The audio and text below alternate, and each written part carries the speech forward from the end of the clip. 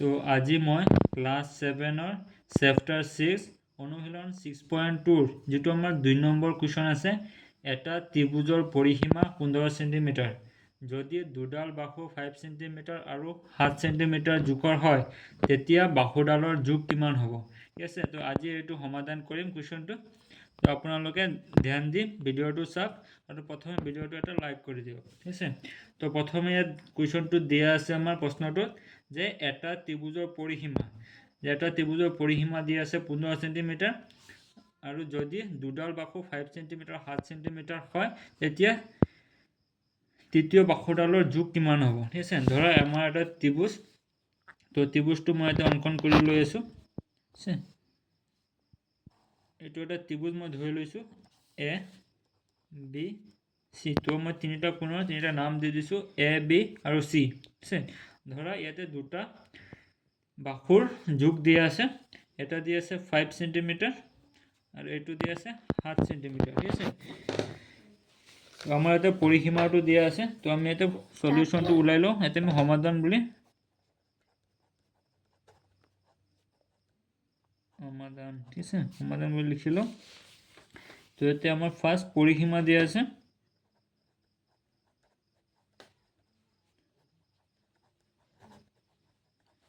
পৰিসীমা দিয়া আছে আমাৰ 15 সেন্টিমিটাৰ আৰু ইয়াতে ত্ৰিভুজত ধৰাইছো আমি এবি দিয়া আছে 5 সেন্টিমিটাৰ আৰু এসি দিয়া আছে 7 সেন্টিমিটাৰ আছে তো আমাৰ উলাব লাগে কি বিসি তো আমনাতে বিসি টো উলাব লাগে তো আমি বিসি টো উলাম এতিয়া তো সমাধানটো আমাৰ পিছত লিখিব লাগিছিল একচুয়ালি ঠিক আছে তো এইটো আমৰা সমাধান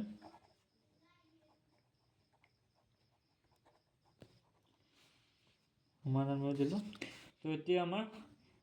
এতিয়া তিনিটা বাহু লগ লাগি আমাৰ পৰিসীমা হয় এইটো আমাৰ মনত ৰাখিব এটা ত্ৰিভুজৰ তিনিটা বাহু লগ লাগি আমাৰ এটা পৰিসীমা হয় তো আমাৰ তিনিটা বাহু প্লাস কৰিব লাগিব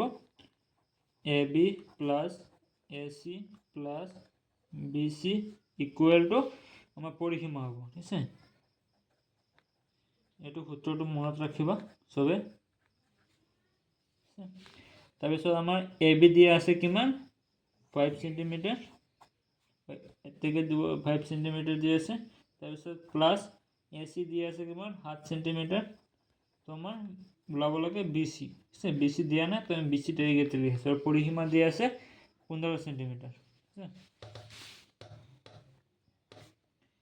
তাৰ পিছত এই দুটা প্লাস কৰি দিয়া